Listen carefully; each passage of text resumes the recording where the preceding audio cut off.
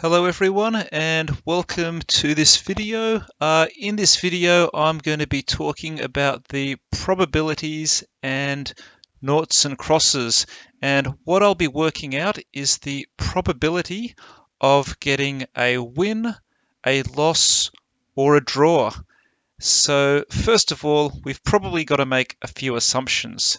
Now, between two skilled players, a game of noughts and crosses will end in a draw 100% of the time.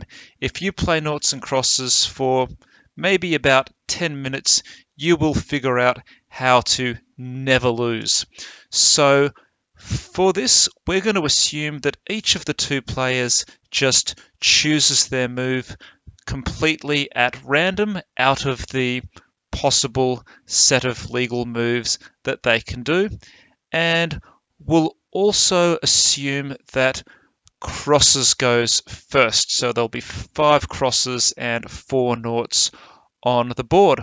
So what I'm going to be doing is first I will be working out the total number of draw positions, the total number of positions where the game ends in a tie. Then I'll be working out the probability of a draw, a crosses win, and a noughts win using combinations. And in this, I'll consider a completed board where all 9 moves have already been done. And then I'm going to solve this question a second way using permutations and maybe even a few factorials. And the second way, I'm not going to consider a completed board, but I'm going to look at what happens at each move individually as the moves made. Okay, let's get started. Okay, so let's start by finding all of the draw positions, and we want to do this a little bit systematically so we don't actually miss any accidentally. All right, so let's get started. Let's first of all imagine if we've got 4 crosses in the corner. Now, I know that I've got a total of 5 crosses, but if I look at this position, there's nowhere I can put the 5th cross without the crosses actually winning, right? Here, they win along the top. Here, they win down the right side. Here, they win down the bottom. Here, they'll win down the left side. And here, they'll win on both diagonals. So I can't have a draw if I've got 4 crosses in the corner. Now, let's take a look at what happens if I have 3 crosses in the corner. And I'll leave this corner empty and I'll have my 3 crosses here. So see if you want to pause the video and see if you can place the last 2 crosses so it's a draw. Remember, you can't use this corner because we said we can't have 4 crosses in the corner. Okay, so let's take a go and see what you got. So hopefully you saw I can put these crosses there and I can get a draw because there's no 3 crosses in a row and no 3 blank spaces in a row for the noughts to go on. But I could also take this and rotate it a quarter of a turn clockwise 1, 2, 3 times and get 3 more positions. And here it is. So you can see I've taken what I worked out, rotated it 90 degrees, 180 degrees, and 270 degrees, and I got 4 draws for the price of 1. Okay, so that was 3 crosses in the corner. Let's see what happens with 2 crosses in the corner. And I could have my 2 crosses in either adjacent corners or opposite corners. So let's do adjacent corners first, and then we'll do opposite corners after. So let's just say that your 2 adjacent corners are at the top, but of course I can rotate this and imagine them wherever I want. So pause the video and see how many ways you can put the other 3 crosses in, because there's a total of 5, such that the game will be in a draw. Remember, you can't use the corners because then we'd have 3 or 4 crosses in the corner, and we've already done those. So pause the video and have a go. Okay, so hopefully you saw all 3 ways, and you can see that there was actually three ways of doing it here. Notice that all these three configurations, I've got my two crosses up the top. The remaining crosses, none are in a corner, and crosses don't win, and there's no three blank spaces for noughts to win. Now, just like before, I can take these three configurations and rotate them 90, 180, and 270 to create a whole bunch of new positions that are in a draw. Let's take a look. And there they are. You can see if we look at this first one, it's been rotated 90 degrees clockwise, then 180 degrees clockwise, and then 270 degrees clockwise. So just a quarter turn clockwise. And I've done the same for this one and this one.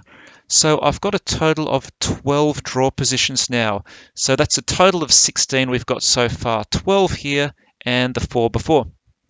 Okay, let's now see what happens if our two crosses are in opposite corners. Well, have a go, pause the video, see if you can place the remaining three crosses to make a draw, but you can't use any of the corners. Okay, so if you had a go, you probably realized that it's impossible, and that's because if I've got two crosses in these corners, I've got two noughts in these corners, but I can't place a cross in the middle, or I'll get three crosses on this diagonal, and I can't place a nought in the middle because I'll get three noughts on this diagonal. So this option is definitely not a draw. Okay, let's now try the next one, and we've had four crosses in the corner, we've had three crosses in the corner, we've had two adjacent crosses in the corner, two opposite crosses in the corner, so it must be time to try just one cross in the corner, and I will let the cross be up here. So pause the video, try to place the four remaining crosses, but you can't use any corners, and see if you can place them in a draw position. Okay, hopefully you've paused the video and have a go, and you've probably also realized it's impossible. And let me show you why. If we've got one cross up in this corner, that means the other corners will have noughts. But let's now say if we've got these three noughts here, we know we've got five crosses and four noughts. And there's just nowhere I can place that fourth nought, because if I place the fourth nought up the top, it will mean that this middle row will be left free for the crosses. If I place the fourth nought here, the noughts will just win down this side. If I place the fourth nought down here, the noughts will win along the bottom. If I place the fourth nought here, then the crosses will just take this middle column. And if I place the fourth nought here, the noughts will win on the diagonal. So you can see with this configuration, basically either noughts or crosses has to win, and we unfortunately can't get a draw. So we can see again, not a draw. That just leaves us with one option, and that's, what if we have no crosses in the corner? Well, try to put five crosses there with no crosses in the corner. You'll find that there is only one way to do it, which is like that, and that's not a draw. Crosses win, or crosses even double win. So we can see our running total of the number of possible draws is there's actually a total of 16 positions where the game winds up in a draw. Okay, so now we know that there is 16 draw positions. We can work out the probability of a draw, and then I'm going to work out the probability that O's wins. First, I'll have to do that on a diagonal, because a diagonal is nice and easy. Then I'll look at the trickier positions where we've got three X's, or three noughts, and three crosses in a row. And then we can just subtract to work out the probability that crosses wins, and then we'll go back and divide up those ambiguous cases between the noughts and the crosses. All right, let's get started. First of all, the probability of a draw. So you know that there's 9 different places here where I could move, or that I've got to put my pieces. and I've got 5 crosses that I have to put on these 9 places. Or I have to choose 5 places from these 9 to place the crosses. I've got 9 and I have to choose 5 to place the crosses, and then I'll just put the noughts in the 4 leftover places. I've got 9 places and I need to choose 5. Luckily enough, that's just 9 choose 5. I'm just choosing 5 from 9. The order doesn't matter because it doesn't matter which one has gone first, which one's gone second. Or if you want to think about it another way, I've got 9 places and I want to choose 4 of them for the noughts. Well, okay, that's just 9 choose 4, which is also 126 because, of course, the symmetry of the combination function here. So we can see I've got 9 places. I choose 4 to put the noughts on, and then the crosses just fill up the rest. So now we can work out the probability pretty easily. We know that there's 126 total positions, right? There's 126 total different positions I can have, because that's all the different ways I could place the crosses and the noughts down, all the different ways. But I know from before that 16 of those positions are ties, so 16 out of the 126 positions are tied, so we've got an 8 out of 63 chance of getting a draw. Okay, so the next thing to do is to work out the probability that the O's or the noughts win along a diagonal. And this is pretty easy. We've only got 2 things to do. We first have to choose the diagonal for the noughts to win along, and it'll take 3 noughts to go along that diagonal, and we'll have 1 extra nought left over, and then we'll have to place it. So, nice and easy, we go, okay, the probability the noughts win along a diagonal, first of all, I could have this diagonal or this diagonal. So there's 2 different diagonals I could have. And just assuming I've got this diagonal here, then there's 1, 2, 3, 4, 5, 6 different places left over. Same deal with this diagonal. I picked this diagonal, and then I've got 1, 2, 3, 4, 5, 6 different spots left over. So you can see 2 diagonals and then 6 choices for the extra nought means that we've got 2 times 6 equals to 12 ways I could have the noughts winning along a diagonal. And of course, the probability is going to be 12 out of the 126 possible games that we calculated earlier, which is then 2 out of 21 when I simplify that fraction. Okay, so the next thing is we want to look at this ambiguous situation. The situation when I put down all my 9 pieces or my 9 shapes and I get 3 noughts in a row and I also get 3 crosses in a row, and then I've got to work out, well, okay, who actually won? Who got their 3 in a row first? So let's take a look at how it works. And it's pretty easy to do. First of all, we just want to work out the total number of ambiguous situations. So we choose the row or the column for the noughts, and then we place the extra nought again, and then the crosses, they'll just fill up the rest of the space. So here we go. Now there's 6 different possibilities, right? I could have my noughts along the top, middle, bottom, left, right, center, or right. So there's 6 different ways I could get 3 noughts in a row. And if we just take one example, let's say I put my 3 noughts down the left, then there's going to be 6 different choices left. And notice no matter where I put my 4th nought, say if I put it here in position 2, the crosses would then get a straight line down the middle, and we wouldn't be sure who won because both noughts and crosses would have 3 in a row, but we'll deal with that a little bit later. So looking at this, we've got 6 different winning lines, and then for each winning line for the noughts, we've got 6 extra places we can put the extra nought, and we can just imagine the crosses filling up all the leftover places. So that's 6 times 6, which equals to 36 total possibilities. Or of course, if we want it as a probability, which we do, 36 possibilities out of the total of 126 games gives us a probability of 2/7 of being in this ambiguous situation, and we're going to have to divide that up a little bit later on.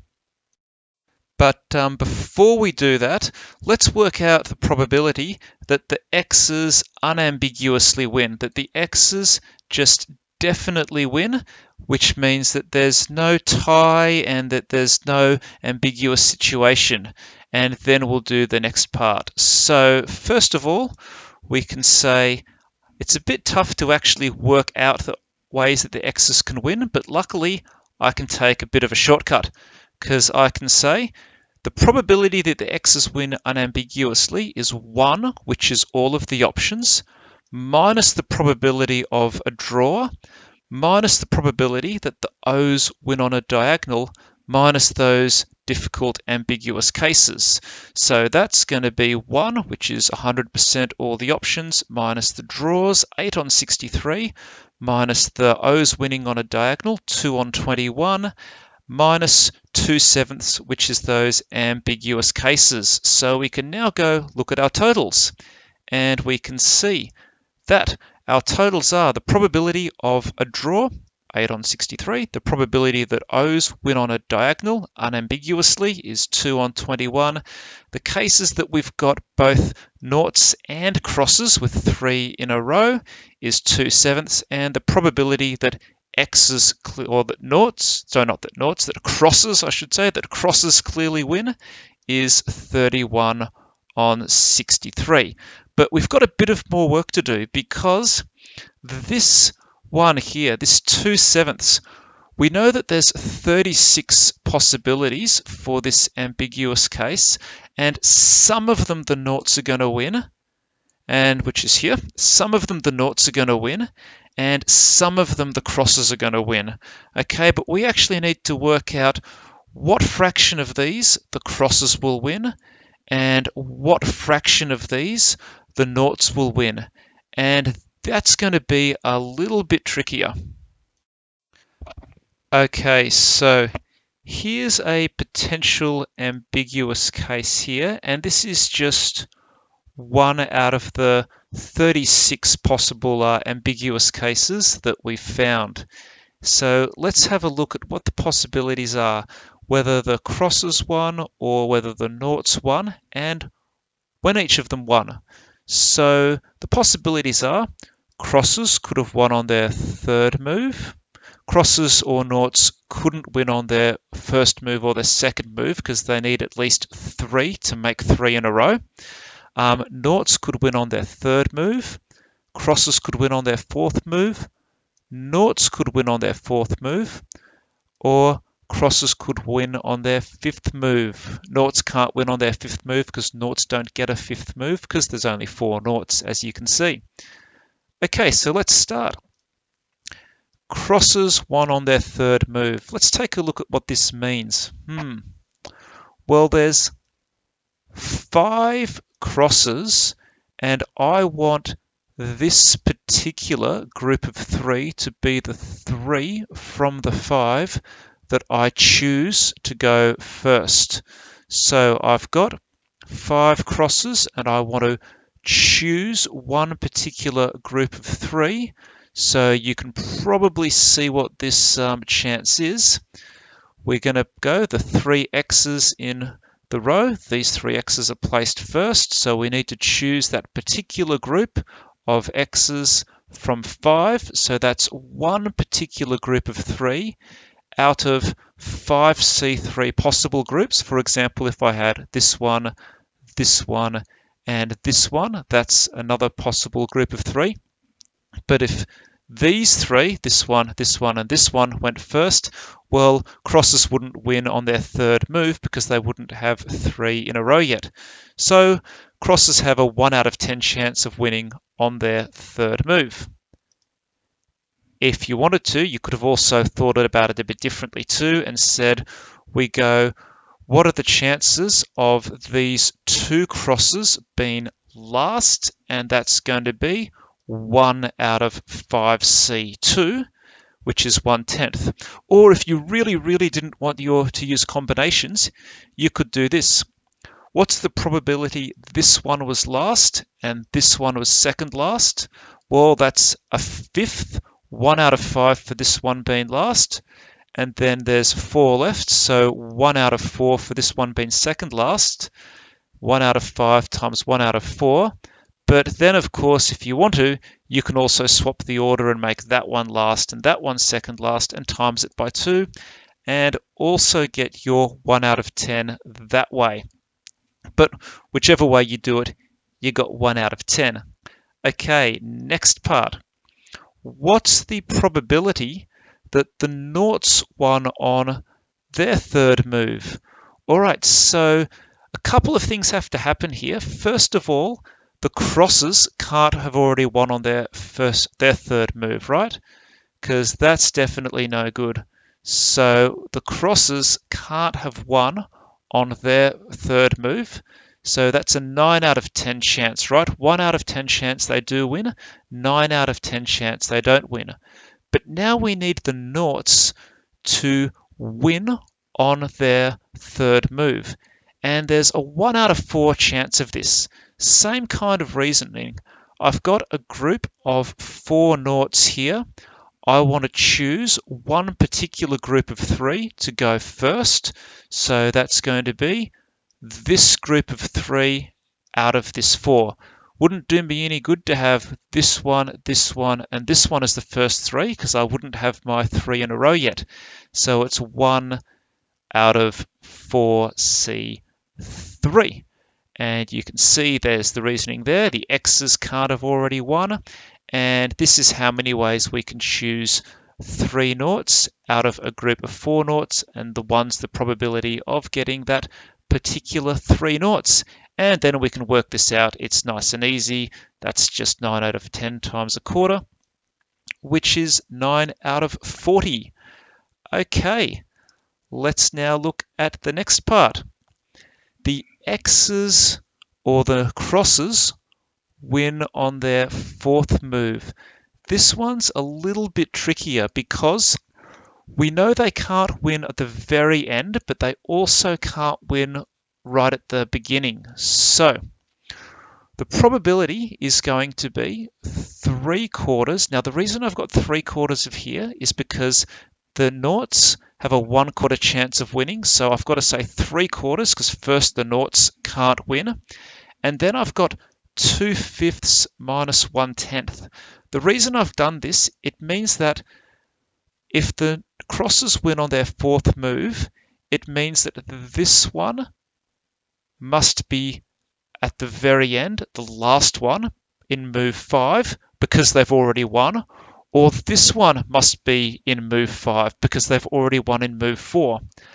But they both can't be last, otherwise crosses would have won on their third move. So you can see the reasoning here. Noughts can't have won. One of the crosses that's not on the row must have been last, right?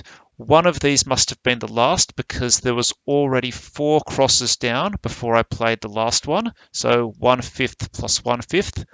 But they both can't have been last, otherwise these 3 would have gone down first and they would have already won on their third move. So we subtract that.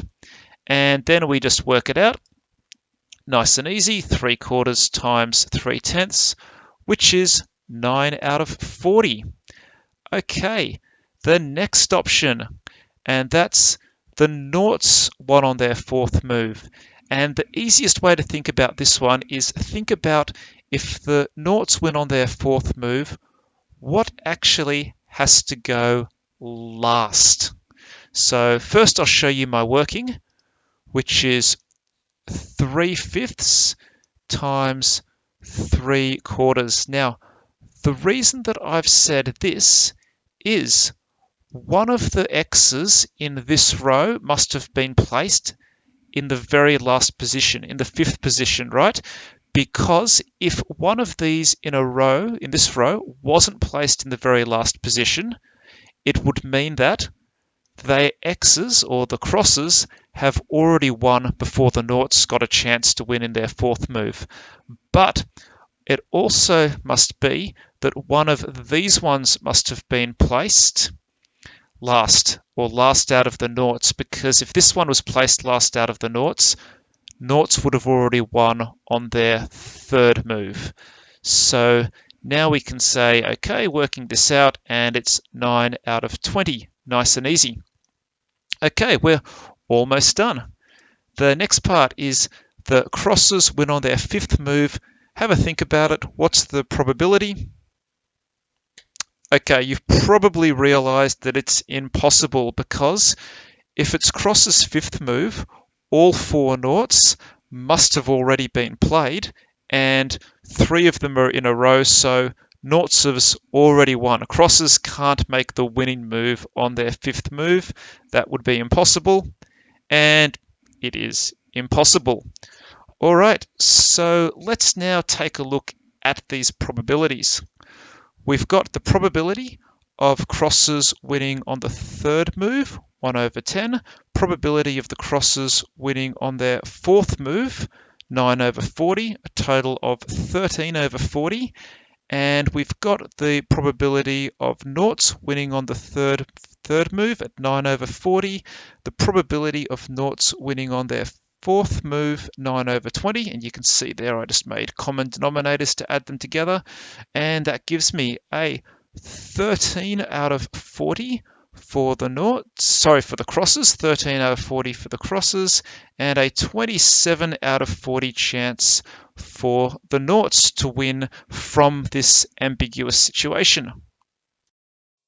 So now we're ready to go back and solve our original question, because what we wanted to know was the probability of a draw, the probability of crosses, who's going first, winning, and the probability of noughts winning. So the draw, 8 out of 63, nice and easy.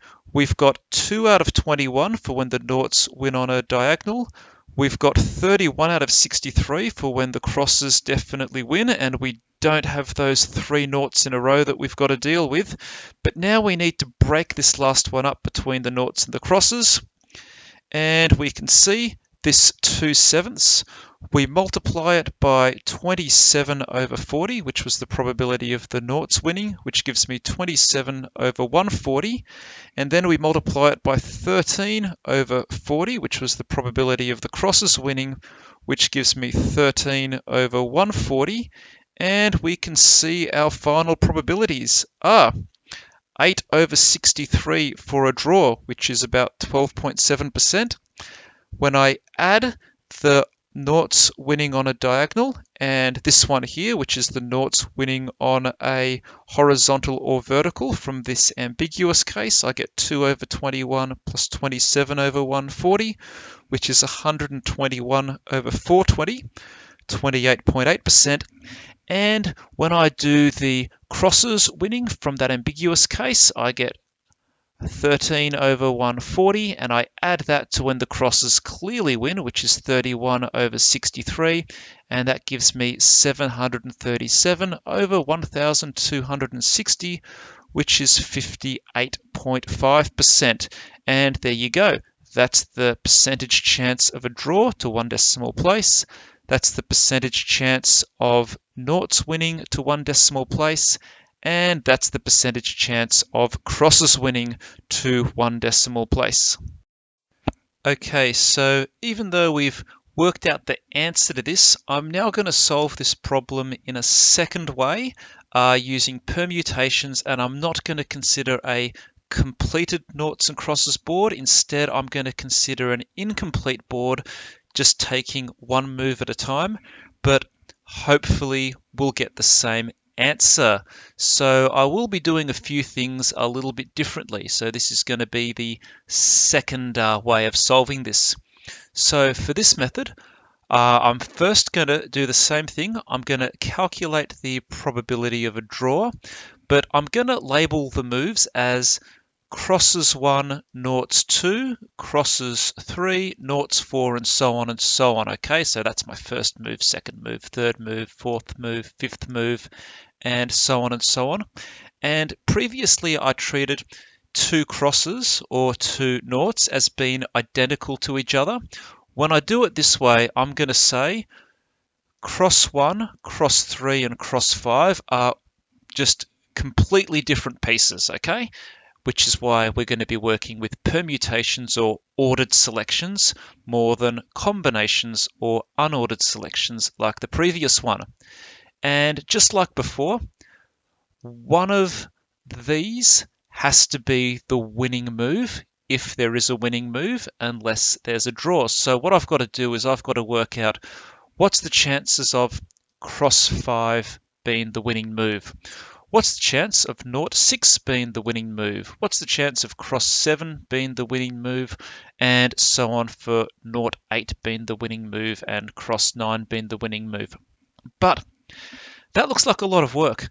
And I think if I'm clever about it, I might be able to get out of doing some of it, because if I can get the probability of a draw and just the probability of the noughts, I can just subtract both of those from 1 to get the probability from the crosses.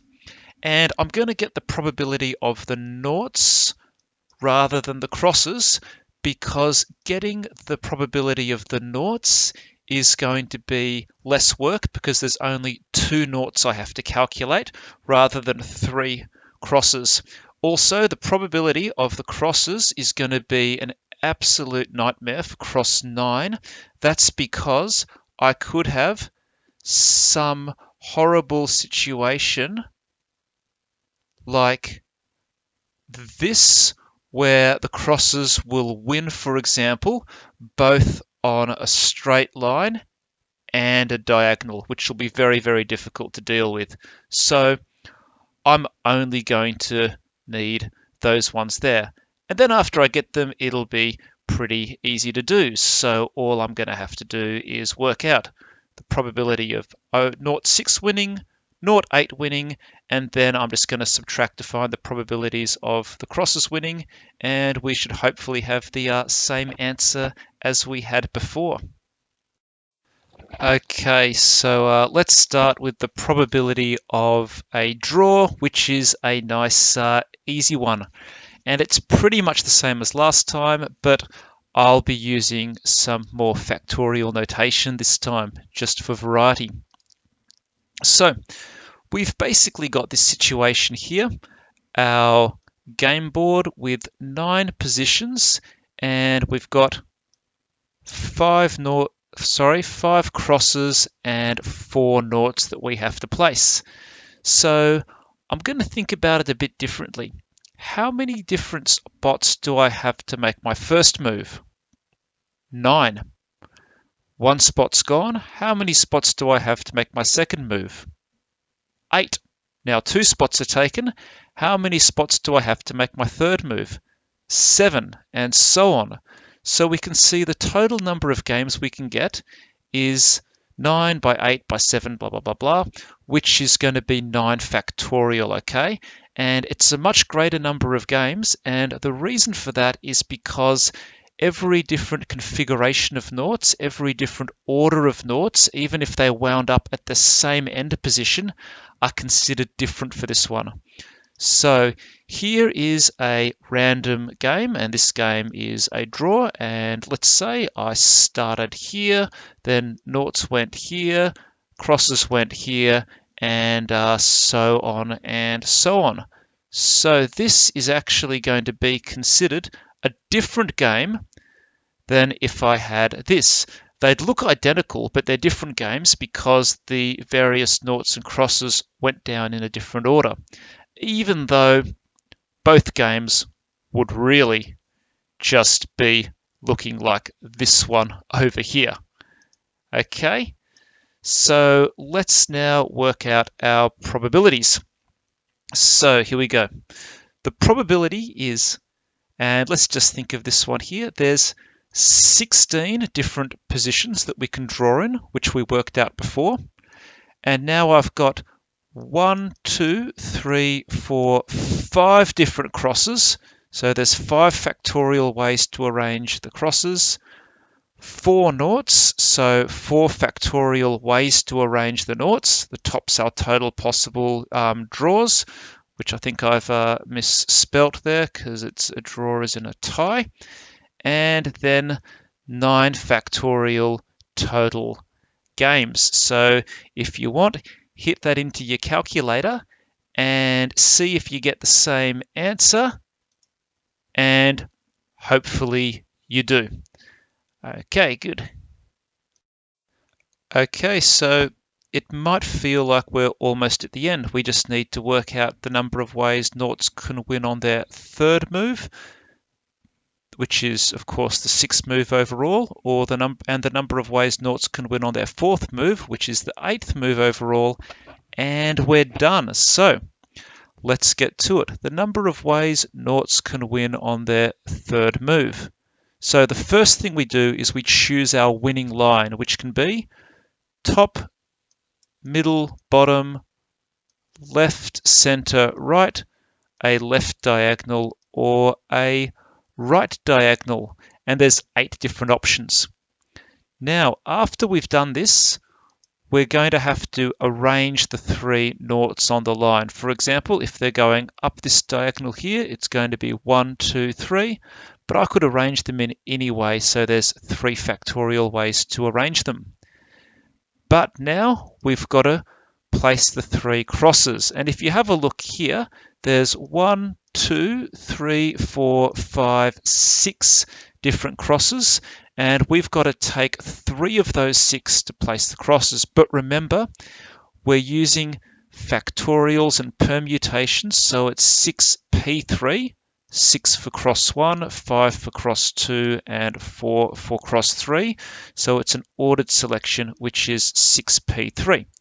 We multiply all these together, and we've got 5,760 different ways noughts could win on their 3rd move, which is the 6th move overall.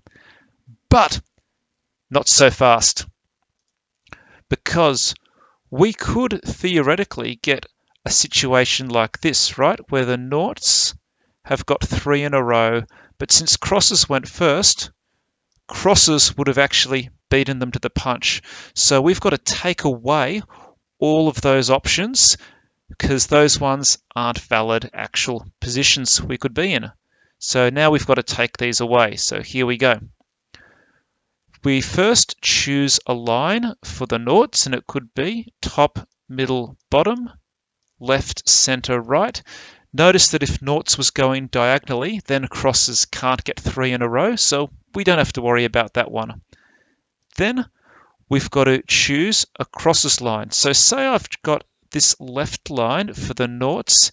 It means for the crosses, I could have this line or I could have this line. So there's 2 different choices I could have for the crosses. Then after that, we have to choose how we arrange the 3 noughts. So I've got my noughts in a line, just like before. There were 3 factorial different options. And let's scroll down a little bit here. And I'll scroll down on the pages too. And now if I scroll down here, I also have to arrange the crosses because those crosses are also in a line. There's 3 crosses in a line. And those are all the options. I multiply them together, and my page jumped up here. And we've got 6 ways we could choose the lines for the noughts, 2 ways we could choose the line for the crosses, arrange the 3 noughts that are in the line, arrange the 3 crosses that are in the line, and 6 by 2 by 3 factorial is 432. So we need to take this away from the number we worked out before, and we realized it was 5,760, which is the total, 432 where there's those duplicate 3 in a rows, and that's 5,328. So what's the probability of this happening? Well, it's going to be 5,328 out of 9p6. Not 9 factorial, because we didn't make the last 3 moves. Remember, we had 3 crosses and 3 noughts. So we only had 6 out of the 9 places filled. So that's 9 by 8 by 7 and so on, down to 4. And that's 6. And I'm using the P for permute rather than the C because the order's important, okay? And then when you hit this into your calculator, you get 37 over 420. So 37 out of 420 is your chance of the noughts winning on their 3rd move.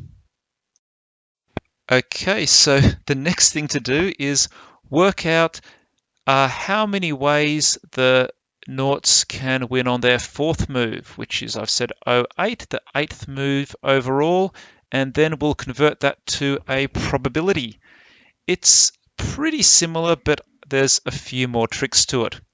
Okay, so the first thing, no tricks to the first thing. I just select which line I want, and I could have the bottom, middle, top, left, center, right, this diagonal or this diagonal, 8 options. Easy. Then after I've picked the line, and this is the line I'm going to put the noughts on, I then have to choose a nought not to be on the line, right? Because there's 4 noughts down there, and I can only fit 3 noughts on the line. But I've actually only got 3 noughts I can put off the line, which is 02, 04, and 06, which is the 1st, 2nd, and 3rd nought move.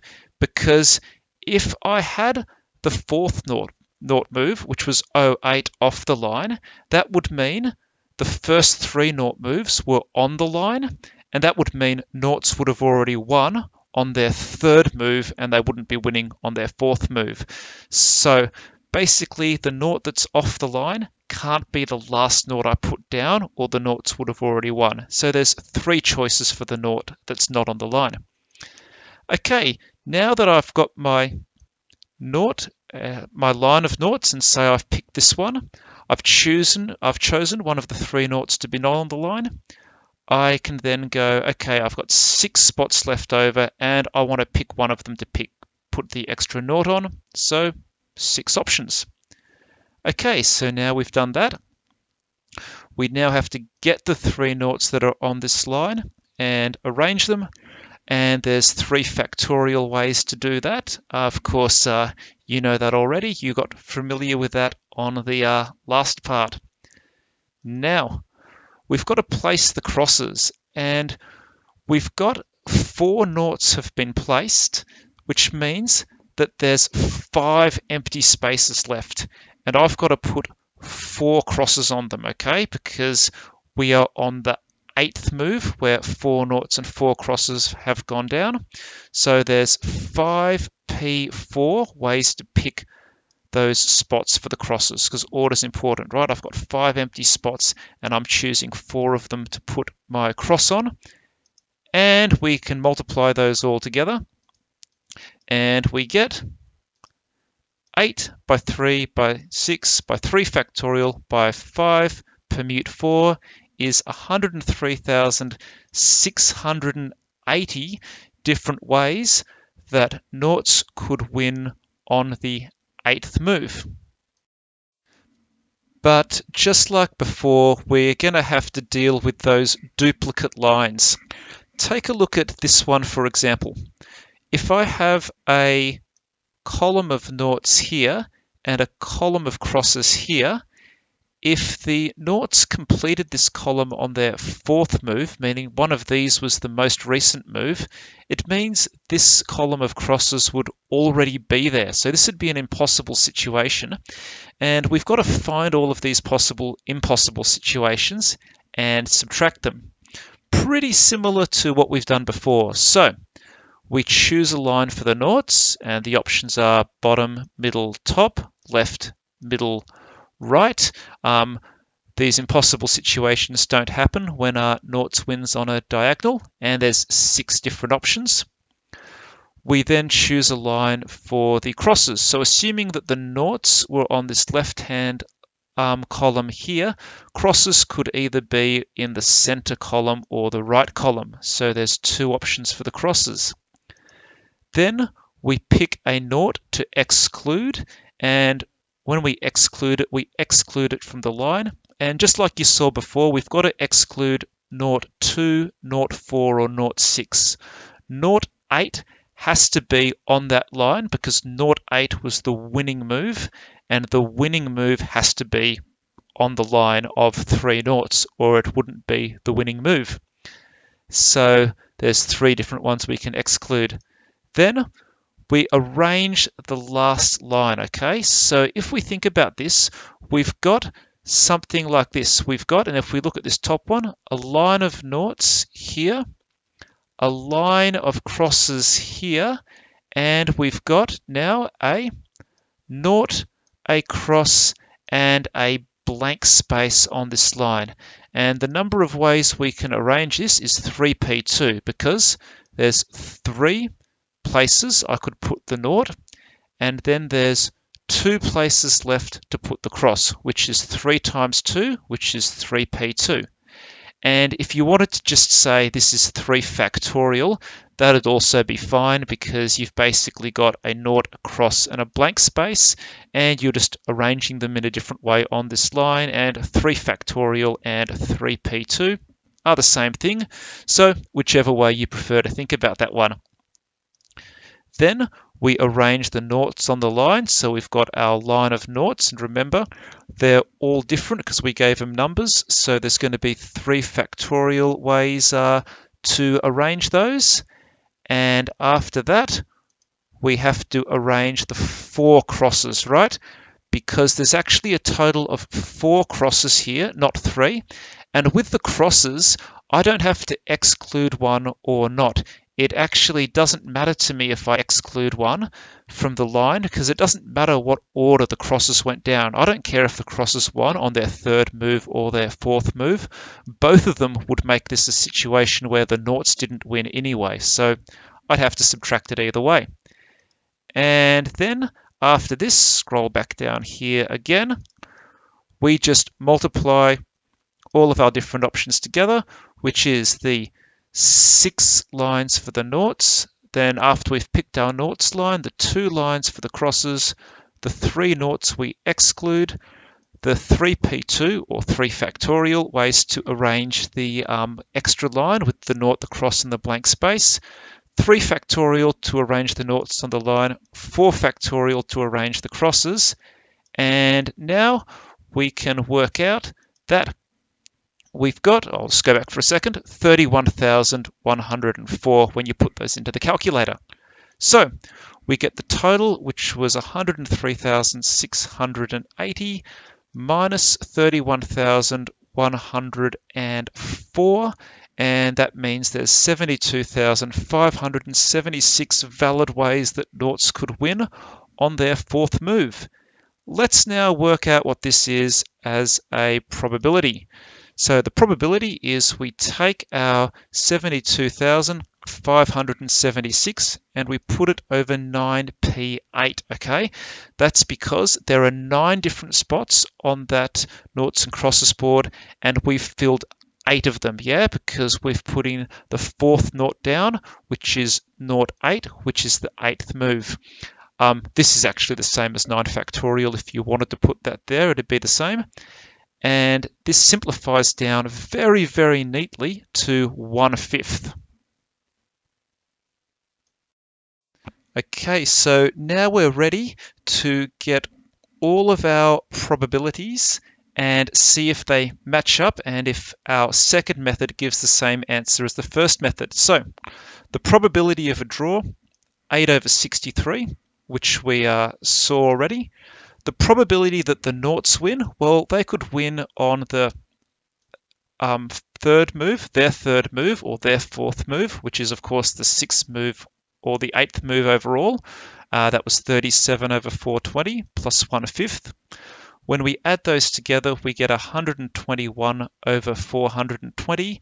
And now we work out the probability for crosses to win, and it's pretty easy. We just get 1 minus the probability of a draw minus the probability that noughts win. And when you put this into your calculator, you get 737 over 1,260, or if you prefer to see it in percentages, 12.7%, 28.8%, and 58.5%. But you probably remember that these were the same fractions that we worked out using the first method. Okay, guys, thank you very much. Hope you enjoyed this video.